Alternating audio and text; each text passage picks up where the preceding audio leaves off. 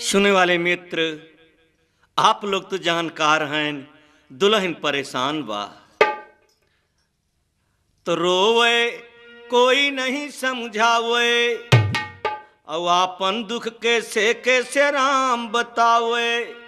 अरे जवनिया सरसल करही केतना ताकई राजा तिरछी बाई चितनिया, जवनिया 16 साल करही।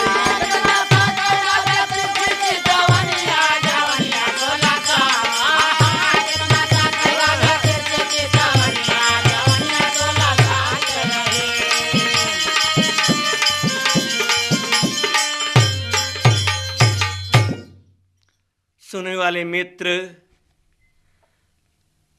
रास्ता में भोले बाबा मिल गए। वाह।